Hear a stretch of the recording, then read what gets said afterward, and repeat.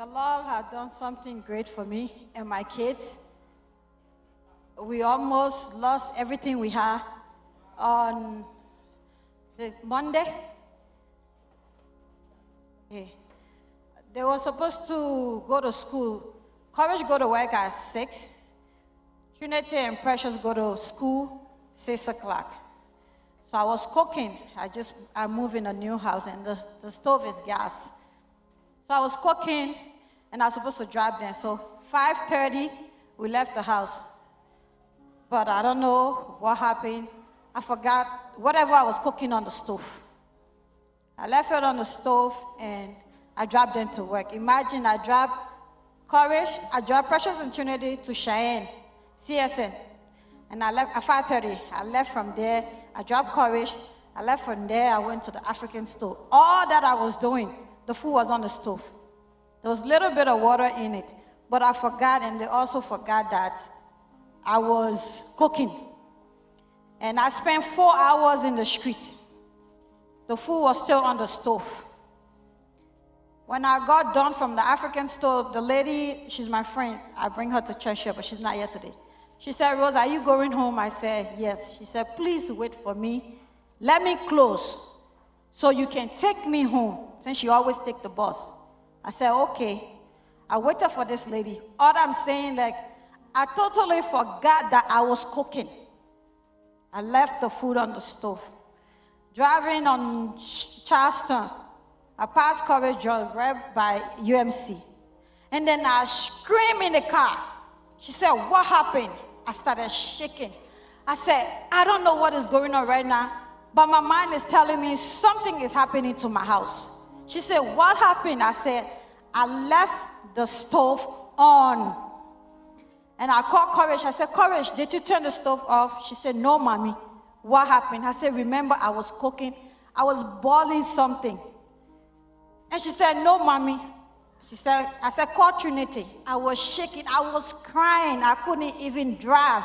My friend was like, pull over. I said, I can't pull over. I had to go. She can't drive, but she don't have a license because she just got here. She said, Rose, calm down. I said, God, please help me. Please help me. Because if this house burned down, I have nowhere to take my kids. I have nothing to do. Totally, everything gonna be down. And I have pets in the house also. So with this people law, I'm gonna be charged with a lot of stuff. And Courage keep telling me, Mommy, hurry up, Mommy, hurry up. I'm driving and I'm praying. I wasn't to myself. Reaching there, Courage called me, did you see any firefighter, whatever, everything? I said, no, I'm not saying nothing. Then I got to the house. I didn't know how I got to the house. Oh my God. I always open the garage, but I didn't open the garage. I went to the back. The door in the back was locked.